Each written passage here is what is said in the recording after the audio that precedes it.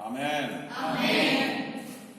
भविष्यवाणियां और प्रभु यीशु मसीह का जीवन। हम पवित्र शास्त्र बाइबल को पढ़ते हैं मेरे अजीजों, मेरे बहनों, भाइयों, बच्चों, बुजुर्गों। जो भविष्यवाणियां बाइबल में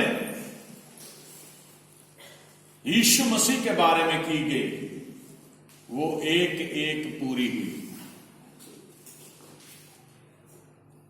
जब इंसान जो विश्वासी बनता है, प्रभु का पवित्र वचन पढ़ता है, जो बाइबल को शुरू से एंड तक पढ़ता है, वो देखता है कि किस तरह से प्रभु के विषय में उसके पैदा होने से पहले ही जो भविष्यवाणियां की गई, उसके पैदा होने से पहले ही जो उसके बारे में भविष्यवाणियां की गई, वो सब पूरी हुई।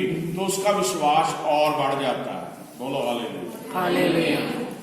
इंसान का विश्वास और बढ़ जाता है जब भविष्यवाणियां पूरी होती हैं।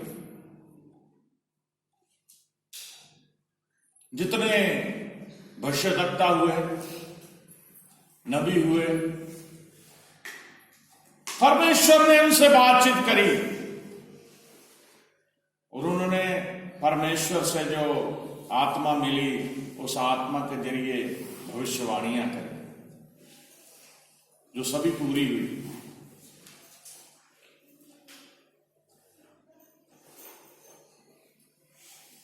परमेश्वर ने उन्हें समय समय से बताया।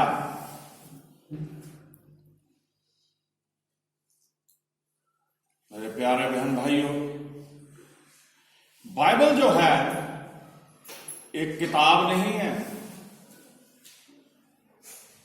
ये लेखकों का संग्रह नहीं है कि अलग अलग लेखकों ने लिख दिया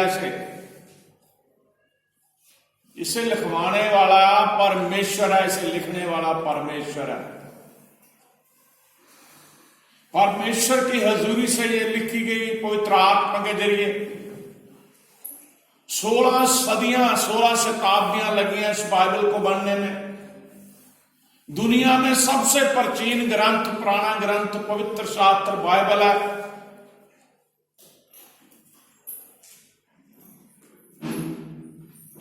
अब सवाल यह है कि जो भविष्यवाणियां यीशु मसीह के बारे में हुई, और भविष्यवाणियां और यीशु मसीह के जीवन को जब हम देखते हैं तो वचन के जरिए हम देखेंगे। गलतियों का खत, उसका 4 अध्याय,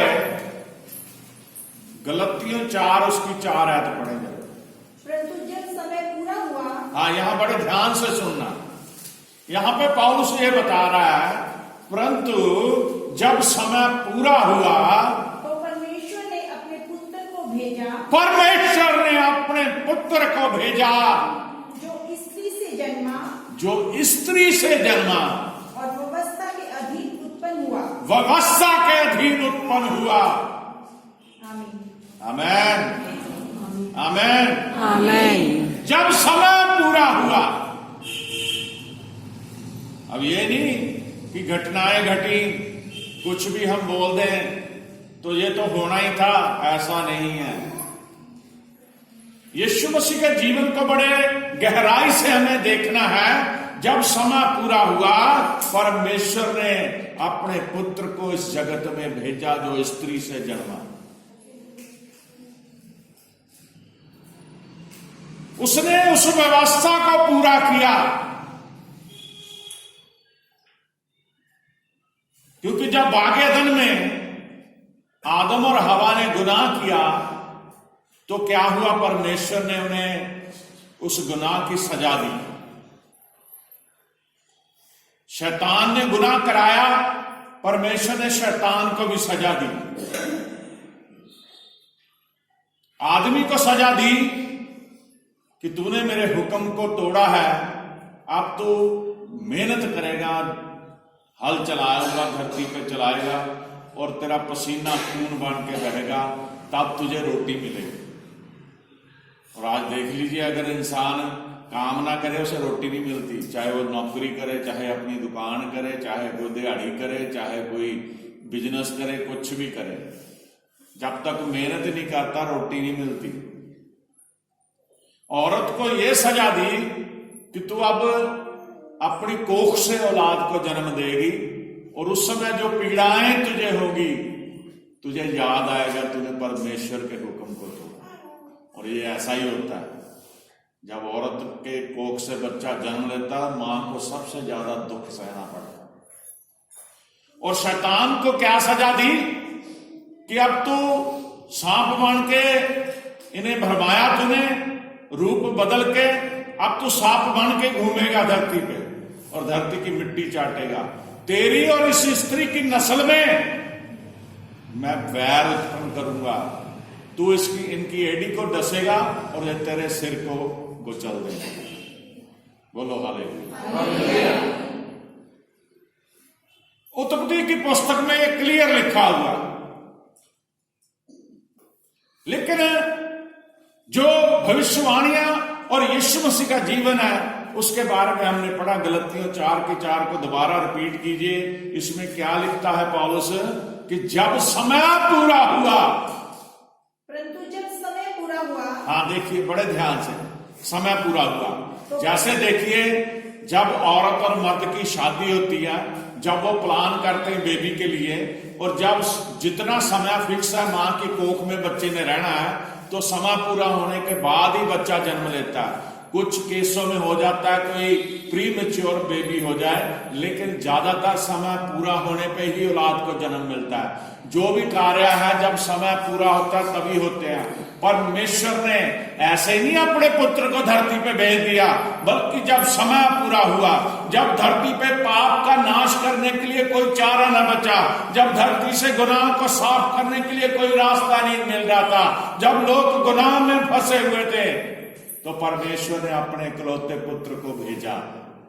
बाइबल बताती परमेश्वर ने जगत से ऐसी मोहब्बत करी कि उसने अपना इकलौता पुत्र दे दिया, ताकि जो कोई उस पर विश्वास करे वो मरे ना, बल्कि हमेशा का जीवन पाए। बोलो हालेलुया। हालेलुया। परमेश्वर ने जब समय पूरा हुआ अपने पुत्र को भेजा। तो परमेश्वर ने अपने पुत्र को भेजा। तो परमेश्वर ने क्या करा? अपने पुत्र को, यीशु मसीह को भेजा, जो स्त्री से जन्मा और व्यवस्था के अधीन उत्पन्न हुआ। व्यवस्था के अधीन उत्पन्न। अब यीशु मसीह को परमेश्वर जो है अदृश्य परमेश्वर था, वो दिखाई नहीं देता था किसी को। बहुत कम लोगों ने उससे बातचीत करी है, जैसे मूसा ने करी और उसके नबियों ने करी, लेकिन वो आवाज सुनते थे, किसी ने उसे नहीं देखा। परमेश्वर एक स्पिरिट है, वो ना दिखने वाला था, लेकिन उसने क्या करा? व्यवस्था को पूरा करा। एक औरत की कोख से अपने पुत्र को इस जगत में भेजा। वो पुत्र के जरिए आ पाया इस जगत में।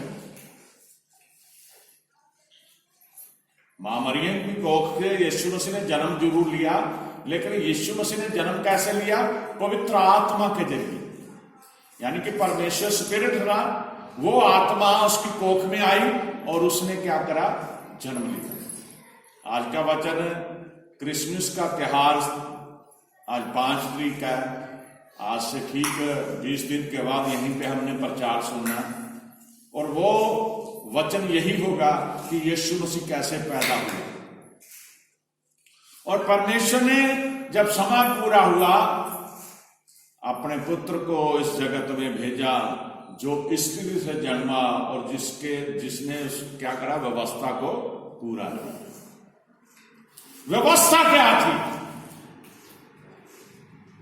पुराने अहदनामे में जो परमेश्वर ने भविष्यवाणी की थी उसके अनुसार, पुराने बाइबल के पुराने अहदनामे में, ओल्ड टेस्टामेंट में पहले बता दिया गया यीशु मसीह एक औरत से, कुंवारी से पैदा हुआ। अब प्रभु यीशु मसीह के मां की किसी पुरुष के साथ शादी नहीं हुई थी। वो शादी के बंधन में बांध के उसने औरत और मर्द के रिश्ते के द्वारा जन्म नहीं लिया। बल्कि वो पाक और पवित्र थी। परमेश्वर ने उस कुंवारी को चुना और उसकी कोख से उसने जन्म लिया। बोलो हालेलुया। अब जब ये भविष्यवाणी होगी थी तो वो भविष्यवाणी पूरी हुई। जो मैंने आपको बताया वो बाइबल में मैं पढ़ाना चाहता हूं। उत्पत्ति 3:15 जरा पढ़ दीजिए। मैंने वो आपको तफसील से बता दिया, लेकिन आप पढ़ लीजिए। परमेश्वर ने व्यवस्था के अधीन ये कार्य किया। पहले परमेश्वर ने आदम और हवा को इस और उस मैं- हाँ जी पढ़िए। और मैं तेरे और इस स्त्री के बीच में हाँ, शैतान को परमेश्वर कह रहा मैं तेरे और इस स्त्री जो हवा थी उसके बीच में, और तेरे वंश और उसके वंश के बीच तेरे वंश और उसके वंश, यानी कि वहां से परमेश्वर ने शुरू कर दिया था कि अब ये वंश चलेंगे, इनके ये औलाद को जन्म देगी। तेरे और इसके वंश के बीच में बैर उत्पन्न करूंगा, बैर उत्पन्न करूंगा। वह तेरे सर को कुचल डालेगा वो तेरे सर को कुचल डालेगा, और तू उसकी एड़ी को डसेगा। तो उसकी एड़ी को डसेगा। आमेन आमीन आमेन। आमीन। अब वही व्यवस्था जो चली थी, जब समय पूरा हुआ तो परमेश्वर ने अपने पुत्र को इस जगत में भेजा। बोलो हालेलुया, बोलो हालेलुया। जब हम ये देखते हैं कि भविष्यवाणियां जो कही गई वो पूरी हुई, पवित्र शास्त्र बाइबल में जो लिखा गया पूरा हुआ, तो हम ये स्वीकार कर लेते हैं कि परमेश्वर महान है। जब परमेश्वर के शागिर्द ने, चेले ने, थोमा ने, जब यीशु मसीह मुर्दों में से जिंदा हो गए थे ना, वो कह रहा मैं नहीं विश्वास करता जब तक मैं उसके जख्म में हाथ लगा के ना देखूं, क्योंकि 3 दिन में जख्म जल्दी नहीं भर जाता। बोलो हालेलुया। तो यीशु मसीह ने जब कहा थोमा आजा देख मेरे जख्मों में, तो फिर वो विश्वास करता, नारे लगाता, हे परमेश्वर, हे मेरे यीशु। Hallelujah hallelujah. इसी तरह जब भविष्यवाणियां पूरी होती हैं, लिखी गई भविष्यवाणियां पूरी होती हैं, तो इंसान का विश्वास बढ़ जाता, बोलता हे परमेश्वर, हे परमेश्वर। हालेलुया।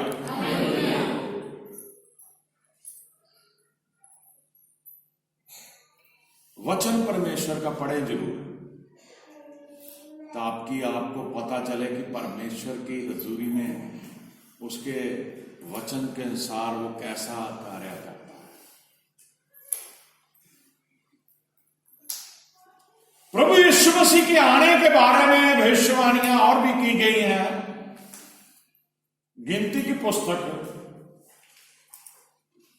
गिनती यहोशू के बाद है, उसका 24 अध्याय है। गिनती 24 उसकी 17 से 19 तक पढ़ना, बड़े आराम से पढ़ना। मैं उसको देखूंगा तो सही, परंतु अभी नहीं। मैं उसको निहारूंगा तो सही, परंतु समीप होके नहीं। याकूब में से एक तारा उदय होगा, याकूब में से एक तारा उदय होगा, और इस्राएल में से एक राजा दंड उठेगा।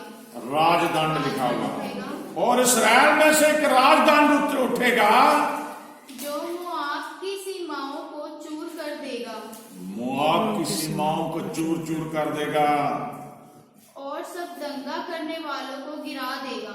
दंगा करने वालों को गिरा देगा।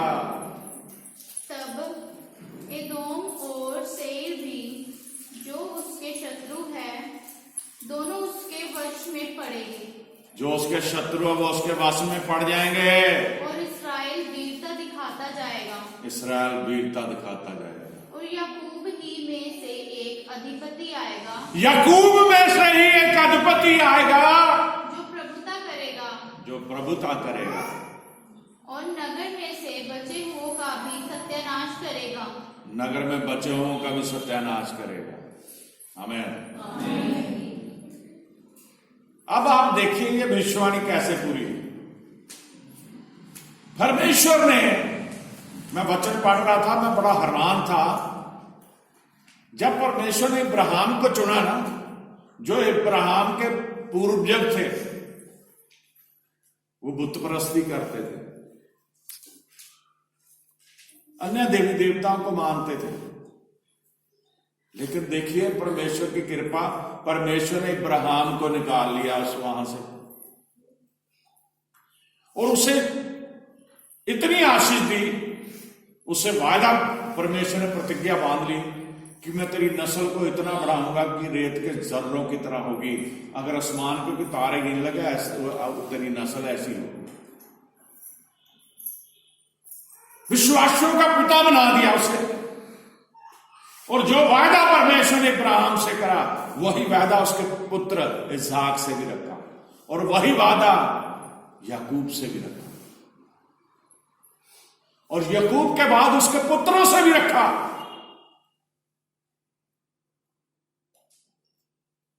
और यहां लिखा याकूब में से।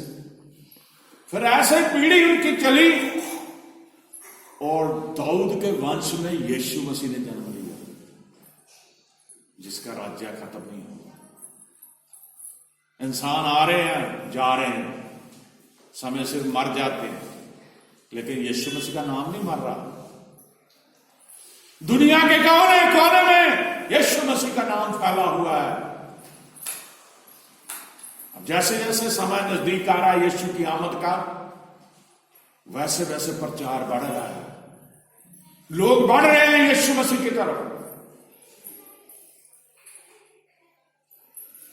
जितना विरोध हो रहा है यीशु मसीह का, उतना ज्यादा प्रचार फैल रहा है यीशु मसीह का। हालेलुया। प्रभु यीशु मसीह ने इब्राहिम, इसहाक और याकूब, उसके बाद फिर याकूब और दाऊद के वंश में उसने जन्म लिया। हम मत्ती 1 उसकी 1 के 17 तक पढ़ लेते, उसमें क्लियर लिखा हुआ है। मत्ती 1 उसकी 1 अध्याय, पहले अध्याय के 1 से 17 तक पढ़ी, वंश के बारे में लिखा हुआ है। अब्राहम की संतान, दाऊद की संतान, हाँ, यीशु मसीह की वंशावली। अब्राहम से इसहाक उत्पन्न हुआ। देखिए शुरुआत कहां से हुई? इब्राहिम से। इब्राहिम से इसहाक उत्पन्न हुआ, इसहाक से याकूब उत्पन्न हुआ। हाँ, सुनते जाइए। हाँ जी। याकूब से यहूदा और उसके भाई उत्पन्न हुआ। यहूदा और तामार से फिरिस वे जोरह उत्पन्न हुए। फिरिस से हिस्रोन उत्पन्न हुआ और हिस्रोन से एराम उत्पन्न हुआ। एराम से अमीनाबाद उत्पन्न हुआ। अमीनाबाद से नहशोन और नहशोन से सलमोन उत्पन्न हुआ। सलमोन और राहब से बोज उत्पन्न हुआ। बोज से यीशु से राजा उत्पन्न हुआ और दाऊद से सुलेमान उस स्त्री से उत्पन्न हुआ जो पहले उरिय्याह की पत्नी थी। सुलेमान से रहबाम उत्पन्न हुआ, रहबाम से अबिय्याह उत्पन्न हुआ और अबिय्याह से आसा उत्पन्न हुआ। आसा से यहोशापात उत्पन्न हुआ, यहोशापात से योराम उत्पन्न हुआ और योराम से उज्जियाह उत्पन्न हुआ। उज्जियाह से योताम उत्पन्न हुआ, योताम से आहाज उत्पन्न हुआ और आहाज से हिजकिय्याह उत्पन्न हुआ। हिजकिय्याह से मनीशे उत्पन्न हुआ, मनीशे से आमोन उत्पन्न हुआ और आमोन से योशिय्याह उत्पन्न हुआ। और बंदी होकर बेबीलोन जाने के समय में योशिय्याह से यकुन्याह और उसके भाई उत्पन्न हुए। बंदी होकर बेबीलोन पहुंचाए जाने के बाद यकुन्याह से शालतिएल उत्पन्न हुआ और शालतिएल से जरुब्बाबेल उत्पन्न हुआ। जरुब्बाबेल से अबीहूद उत्पन्न हुआ, अबीहूद से इल्याकीम उत्पन्न हुआ, इल्याकीम से अजोर उत्पन्न हुआ, अजोर से सदोक उत्पन्न हुआ, सदोक से अखीम उत्पन्न हुआ, अखीम से इलीहूद उत्पन्न हुआ, इलीहूद से इलियाजार उत्पन्न हुआ, इलियाजार से मत्तान उत्पन्न हुआ और मत्तान से याकूब उत्पन्न हुआ। याकूब से यूसुफ उत्पन्न हुआ जो मरियम का पति था और मरियम से यीशु जो मसीह कहलाता है। मरियम से यीशु जो मसीह कहलाता है उत्पन्न हुआ।